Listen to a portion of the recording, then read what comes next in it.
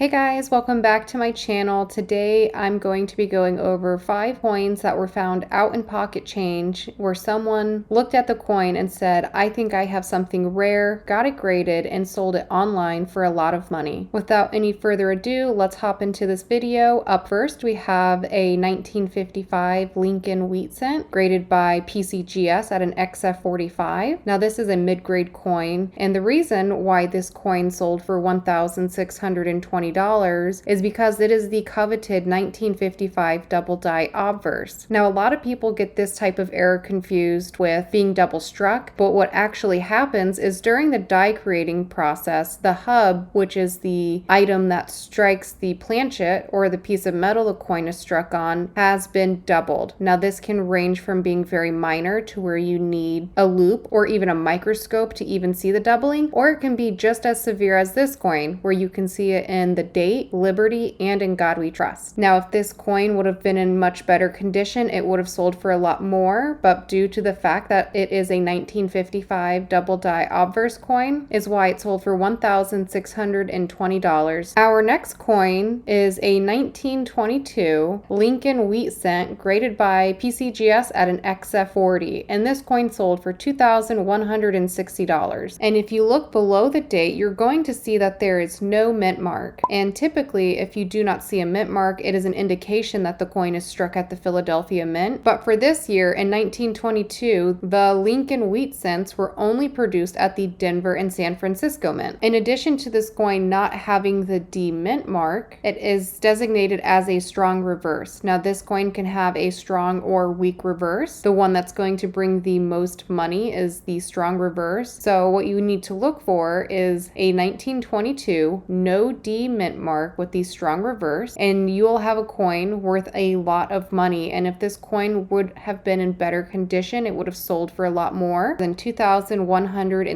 $13,200 for this 1969S Lincoln cent graded by PCGS at an XF45, and it is another double die obverse coin. Now in comparison to the first coin we went over, this one is going to be a bit more rare, and not a lot of people know to look for doubling on this year and mint mark. So just like the first coin, you're going to look at the date, liberty, and in God we trust. And when you come across these rare coins, whether it's online or you find it in Pocket Change, because they are so rare and so valuable, there are going to be people out there who are going to counterfeit these coins, or they're going to alter coins to make them appear like a rare coin. So what you're going to want to do is weigh your coin. If it doesn't weigh the intended weight and it's excessively less, or it weighs too much, there's a high probability that you have a coin that is counterfeit. But if it passes the weight check, you're going to want to take it into an expert. So try to find a coin dealer near you who has a good reputation and bring it into them and ask them what they think. You may want to check with a couple other dealers as well, because it's always important to get a second and third opinion. But if they're all telling you that it's counterfeit, then I would believe them. But if all of them or 2 out of the 3 believe that there's a good probability that this is a genuine coin, it may be worth the risk in getting it graded and authenticated by a third-party grading company such as PCGS or NGC, because this coin I'm showing you on the screen is a genuine example of a 1969S double die obverse coin that sold for $13,200. And you may be wondering, well, Brittany, why did this 1944 Lincoln wheat cent sell for $24,000? And that's because this coin was struck on a zinc coated steel planchet. So in 1943, the United States needed copper for ammunition, so they used zinc coated steel planchets as a different material to produce Lincoln cents. While in 1944, there wasn't as much of a need for copper, so the US Mint was able to go back to the original composition. So this coin should have been struck on a copper planchet. It's always important to keep in mind that if there is a metal composition change or any type of transition from one metal type to another, there's always the possibility that a couple of coins were struck on the wrong planchet, and that could make it worth a lot more money, just like this 1944 Lincoln cent, and it sold for $24,000. And our last coin of the day is the same type of coin as the previous one. This one received received AU details by NGC, and the reason is because the reverse is scratched. Keeping your coins very safe and not damaging them is very important, because although this one is in better condition than the previous coin, because of the damage to the coin, it only sold for $11,100. Now don't get me wrong, $11,100 is a lot of money, but because this coin was damaged by the scratch on the reverse is what held it back from selling for a significantly more amount of money. Keep in mind, guys, all the coins that I showed you in this video has wear and tear to the coins. They were not uncirculated. These coins were found out in pocket change. They were being passed through people's hands. They were sitting in registers before someone realized that these coins were rare and valuable and sold them online. I hope you guys enjoyed this video. Please like, comment, and subscribe, and I'll see you in the next video.